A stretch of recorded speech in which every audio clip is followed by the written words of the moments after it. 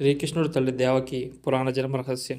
భారత సంస్కృతిలో అవతారాలు, జన్మలు, పునర్జన్మ ఫలితాలు ఒకదానితో ఒకటి లోతైన సంబంధం కలిగి ఉంటాయి.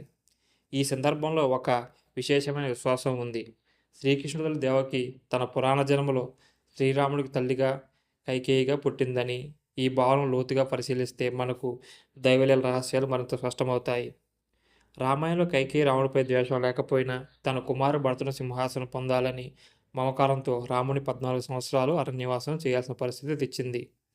ఇది భగవంతుడు అవతార యాత్రలో ఒక భాగమే అయినా కైకేయి హృదయంలో ఒక తప్పిద భావం మిగిలింది. భగవంతుడు తన భక్తులను ఎప్పటికీ వదలడు, కానీ చేసిన తప్పుల ప్రాయశ్చిత్తం ఉండాలి. కైకేయి ఆ తర్వాత జన్మలో దేవకిగా పుట్టింది.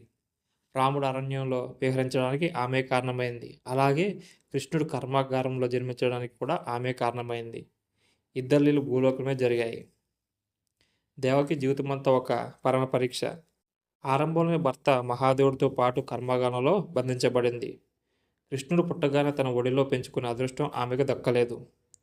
ఇన్ని కష్టాలు ఎందుకయ్యా అని అడిగితే, ఎందుకంటే కైకేయి చేసిన అధిక మమకారం వల్ల ఒక యుగంలో భగవంతుడు దూరం చేసిన ఆమె తర్వాత యుగంలో ఒక ఒడిలో భగవంతుడు పుట్టిన దూరం కావాల్సి వచ్చింది.